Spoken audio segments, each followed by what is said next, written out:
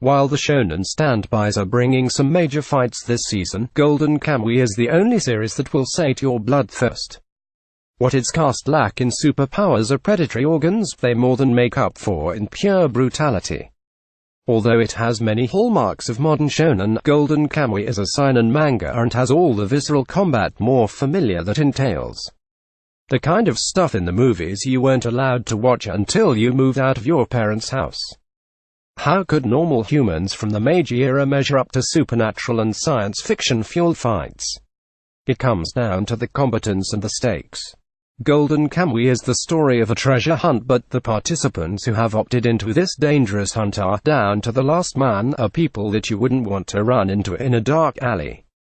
Although there are many factions, they can be broken down into two general categories: ex-convicts, the major players of the treasure hunter, 24 ex-convicts of the notorious Abarashi prison, which housed murders, political prisons, and at least one serial killer.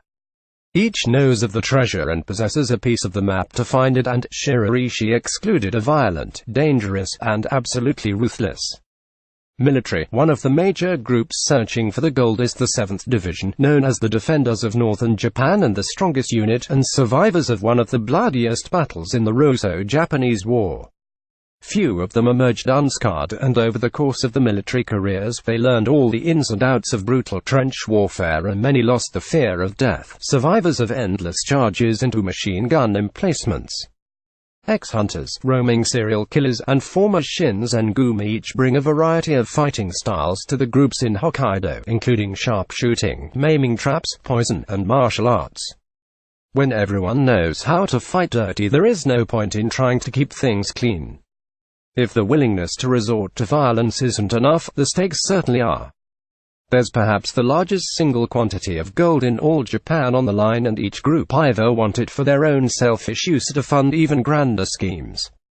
Not one person in this hunt isn't deadly serious. The method of finding the treasure itself basically demands a sociopathic ruthlessness. The 24 convicts each have a piece of the map tattooed across the torso, front and back, making the most effective means of taking the piece to skin it right off them. Not only do you have to be willing to commit some horrific acts to take the hunt seriously, but those with a tattoo face a death sentence if they don't take out all the competitors. Just as much as it's a treasure hunt, this quest for the Golden Kamuy is also a survivor game, with anyone unlucky enough to possess a piece of the puzzle. Sugimoto himself is a survivor of one of the deadliest battles in the Russo-Japanese War, 203 Hill, where he earned the moniker Immortal Sugimoto for fearlessly jumping into danger. He credits his fearlessness for his survival, as those who hesitate made easy targets, while Sugimoto single-mindedly killed his enemies before they could kill him. The design of Golden Kamuy is a world where its killer be killed. If you're squeamish, then prepare yourself before enjoying Golden Kamuy, because the author's attempt to accurately portray the consequences of its many horrific maiming wounds has been admirable. Fingers and eyes are common casualties, and many fights begin with hits that would have ended them in any other series.